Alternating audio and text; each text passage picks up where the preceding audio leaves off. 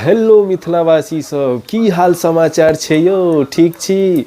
छोट सा वीडियो में आए हम अहाँके फेर से स्वागत करै छी अहाँ सबके।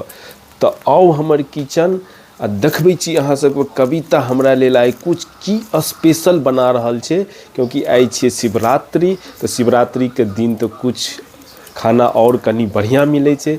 तो चले छी हम किचन, देखै छी कविता हमरा लिए की खाना बना रहल ये। तो चलू मिथिला, तो देखियो मिथिलावासी हमर कुट्टी सब लाग रहल छे। तो देखियो मिथिलावासी आलू कोबी मटर बैगन मूली कदीमा सब मिक्स भेज जे छे कविता सब्जी बना रहल ये। तो देखियो मटर वटर डाल के कते निक सब्जी बना रहल ये कविता। और हमर कुकर चढ़ल छे, दाल उबल रहल छे, सिट्टी मार रहल छे मिथिलावासी। तो देखियो मिथिलावासी अमहर जे छे तरुओ के सेहो व्यवस्था केने छथि कविता। देखियो अमहर छे बैगन अहाँ का कदीमा कोबी का तरुआ बनते, आलू काट रहल छथि कविता। अमहर देखियो खाना बन रहल छे।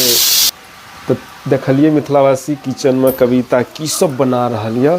तो एहन एहन वीडियो अगर अहाँ सबके नीक लगैया तो हमरा जरूर सपोर्ट करू। तो बाय बाय मिथिलावासी।